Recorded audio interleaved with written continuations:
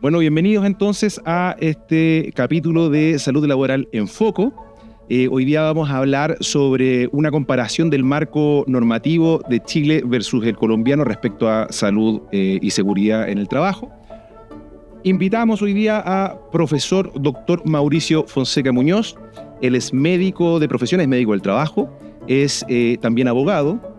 Se encuentra él ahora realizando un posgrado, está haciendo un postítulo, ¿no es cierto?, un doctorado en Ciencias de la Salud en Salud Ocupacional en México, Guadalajara, y se encuentra hoy día con nosotros acá en Centro Médico del Trabajador. Bienvenido, Mauricio. Muchas gracias, Fernando, por la invitación. Bueno, para dar inicio entonces a este podcast, vamos a colocar un poquito el contexto de lo que vamos a hablar.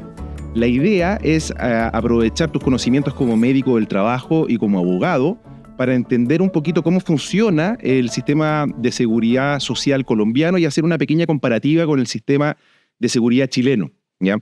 Entonces, el sistema de seguridad social chileno, en general, la seguridad de los trabajadores en el trabajo, que en eso me quiero enfocar. Me quiero enfocar de la salud y la seguridad de los trabajadores en sus ambientes, ¿no es cierto?, de trabajo. Aquí en Chile, la piedra angular legal de esto es la ley 16.744, que nace en 1968, ¿ya? Y que busca efectivamente la gestión de todos los accidentes del trabajo, del trayecto y las enfermedades que ocurran a causa directa del trabajo, que esa palabra ha generado mucha controversia en la actualidad. También me gustaría preguntarte inmediatamente cómo funciona el tema de las enfermedades profesionales en Colombia, porque acá en Chile se exige textualmente en la ley que tiene que haber una relación directa. Y la realidad, que nosotros sabemos que es así, es que como todo en la vida es multifactorial, una relación única y directa, son muy escasas las patologías que así tienen una relación causa-efecto tan demostrable de manera simple, como por ejemplo la exposición a asbesto y el desarrollo de cánceres como el mesotelioma, por ejemplo, o la silicosis en la exposición a sílice, pero hay otras donde eso no queda tan claro. Por ejemplo, una hipoacusia sensorio-neural bilateral también puede ser por exposición ambiental no relacionada con el trabajo en un porcentaje, y la exposición laboral también puede aportar otro porcentaje. Entonces, se hace muy difícil la calificación con este prerequisito legal que está tácitamente escrito en la ley. Adelante, Mauricio. Bueno, un poquito para contarle a la audiencia frente a cómo es el sistema de seguridad social en Colombia. Nosotros también tenemos un punto de inflexión que es la ley 100. Es una ley que nosotros nos acostamos con un sistema totalitario, centrado en el Estado a través de los seguros sociales, y lo que hace la ley 100 es básicamente crear un nuevo sistema de seguridad social y lo divide en 3 subsistemas. Puntualmente, el subsistema del que yo te voy a hablar es el subsistema de riesgos laborales como tal, que finalmente lo que hace, los otros 2 subsistemas, uno es salud y el otro es pensiones.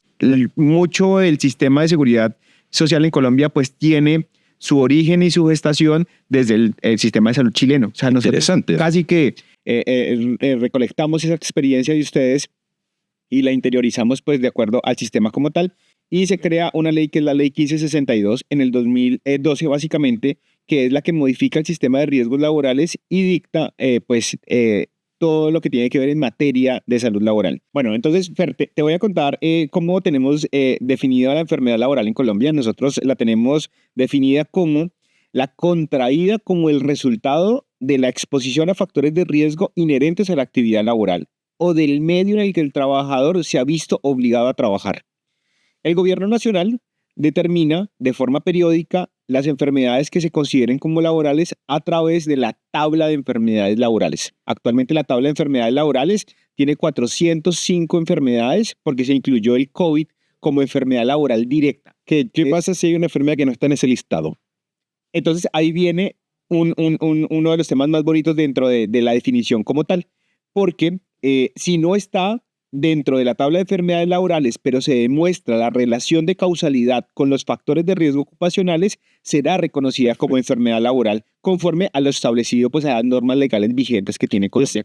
Asombrosa la similitud que hay no solamente en este punto, sino en varios más.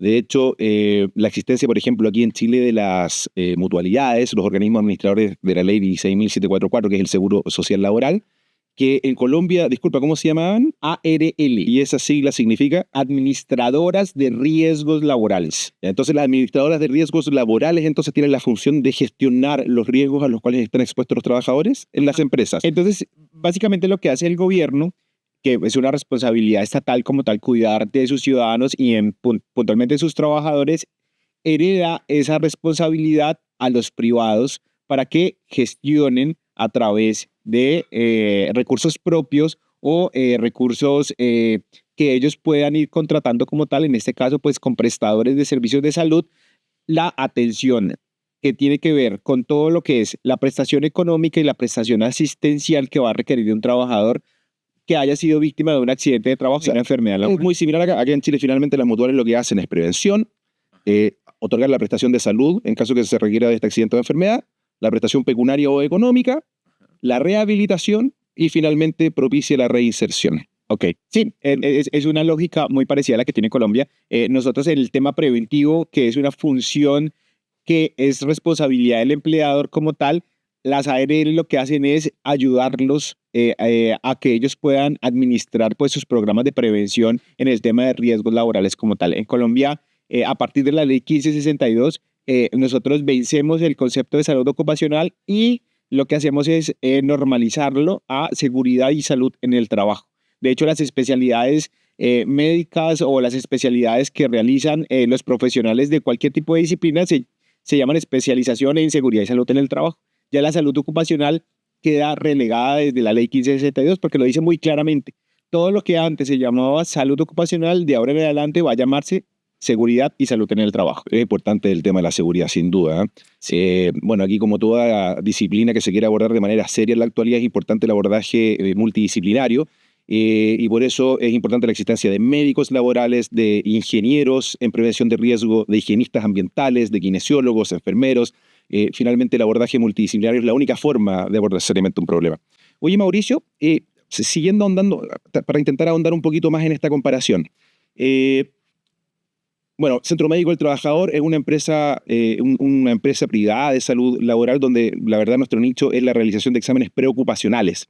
¿Quién realiza estos exámenes preocupacionales en Colombia entendiendo de que la existencia de un contrato de trabajo en general es el inicio de la cobertura del seguro? Previo al contrato no está cubierto. Entonces aquí en Chile, como la ley 16.744 no funciona sin contrato de trabajo, esa parte preocupacional queda a cargo del empleador y a costo del empleador.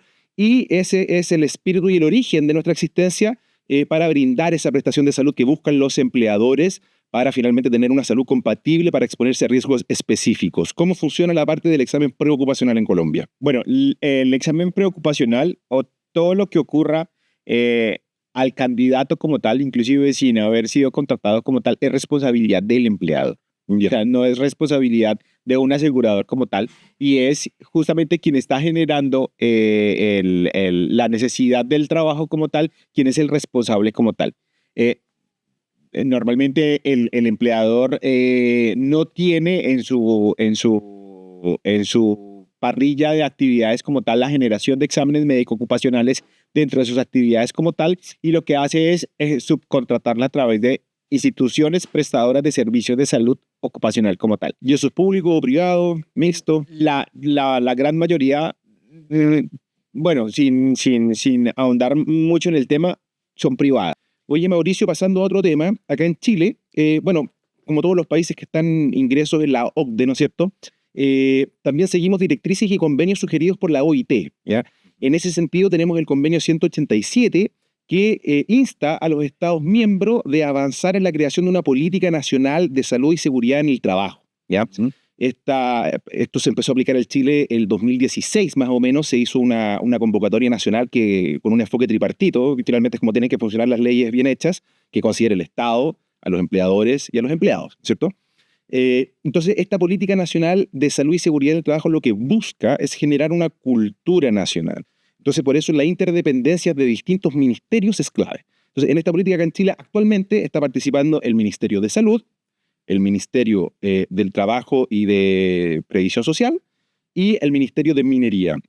A mí me encantaría que en un futuro se incluyera, por ejemplo, el Ministerio de Educación para considerar, ¿no es cierto?, la enseñanza desde antes de los 18 años a toda la población chilena sobre la importancia de proteger a la masa trabajadora. Entonces te pregunto, Mauricio, ¿en Colombia existe desarrollado o en proyecto una política nacional de seguridad y salud en el trabajo que considere esta interdependencia interministerial?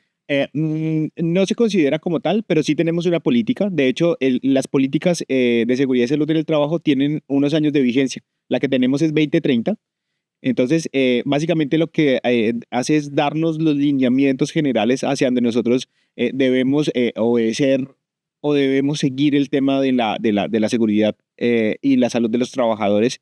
Y se habla mucho con el tema de sustentabilidad desde el punto de vista de los objetivos de desarrollo sostenible, puntualmente en este acápite del trabajo decente, del trabajo seguro, de las comunidades sostenibles como tal. Entonces, Colombia tiene una política nacional de seguridad y salud en el trabajo como tal, y esa política finalmente es interiorizada no solamente por la empresa, sino también por el sector asegurador como tal. Pero el origen de esta política es definitivamente desde el Ministerio del Trabajo como tal. No hay más ministerios ahí, no. Es el ministerio quien dicta la política como tal. Y Uniministerial podríamos llamarlo. sí, y finalmente da la pauta técnica de qué es lo que se va a requerir a nivel nacional como tal. Entonces, digamos que tenemos un faro, pues que finalmente nos ilumina frente al tema de el trabajo decente, del trabajo seguro.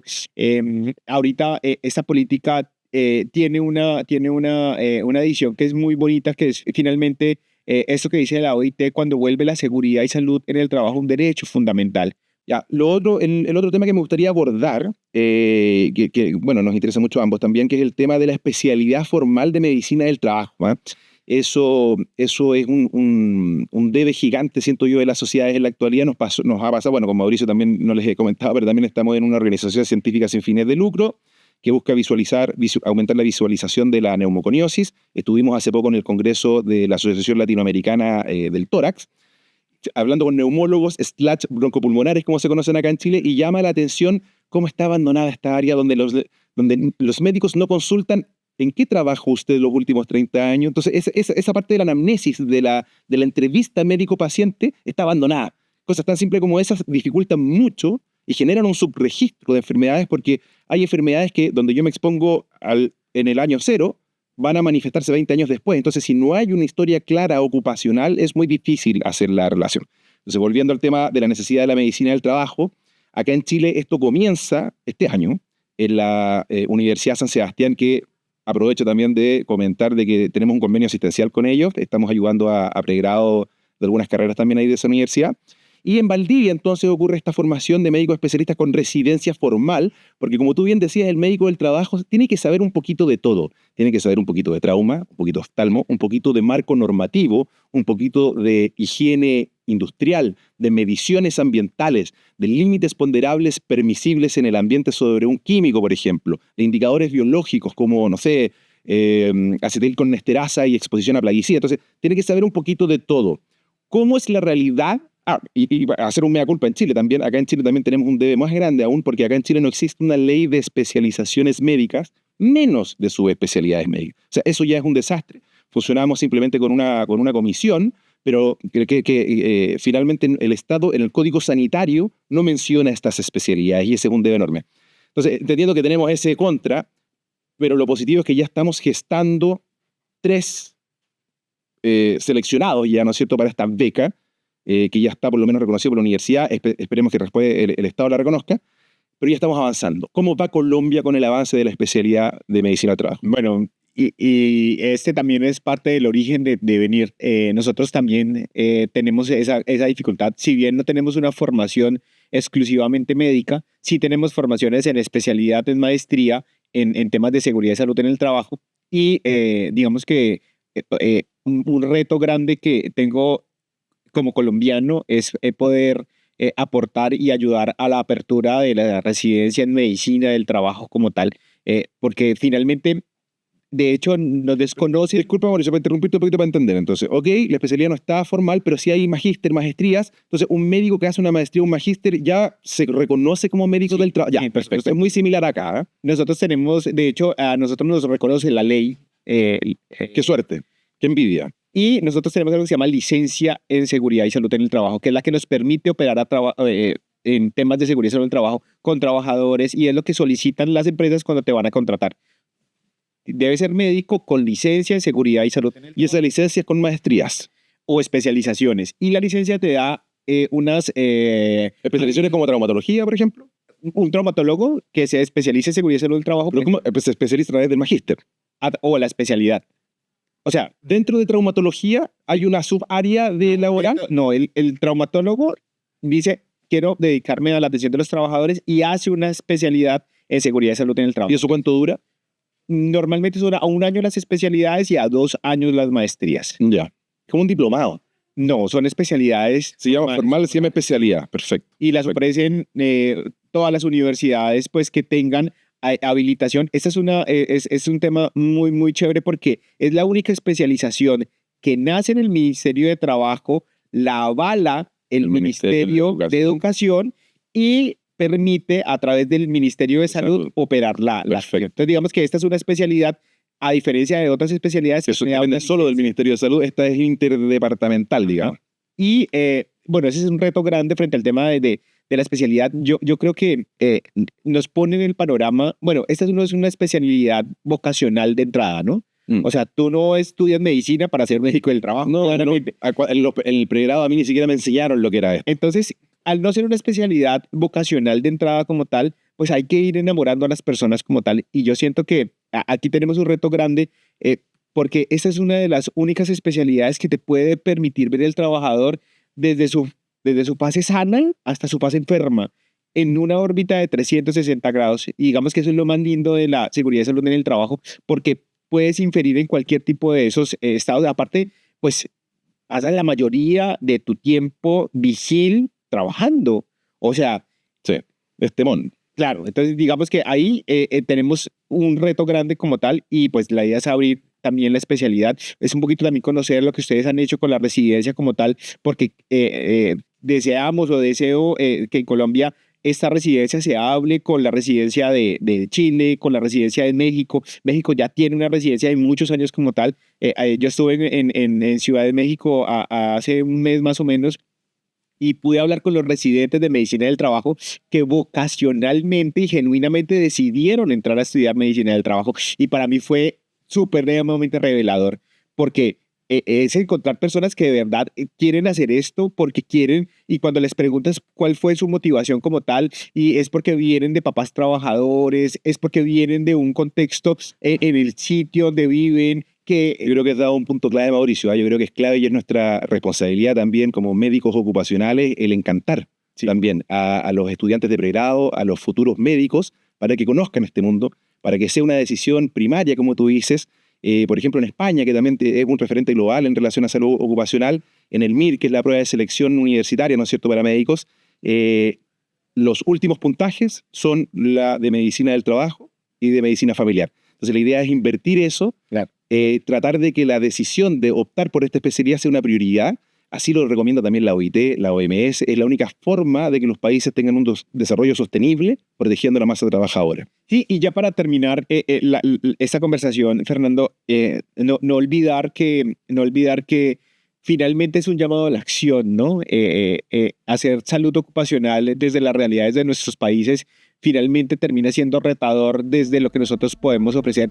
Yo creo que la pandemia fue clave para los médicos ocupacionales y fue clave para la seguridad y salud en el trabajo porque fuimos visibilizados dentro de todo ese escenario, y yo creo que los que genuinamente nos pusimos en esa primera línea de atención a cuidar a nuestros trabajadores, pues fuimos finalmente reconocidos, y yo creo que ese es un valor que no podemos perder en ese momentico, porque tenemos un lugar dentro de la sociedad del conocimiento, tenemos un espacio que tenemos que seguir ganando y tenemos un escenario abierto justamente para todas las personas que quieran dedicarse a la salud de los trabajadores. Entonces, si tú que me estás escuchando estás interesado en este tema, en este mundo del cuidado del trabajador, siempre vas a ser bienvenido.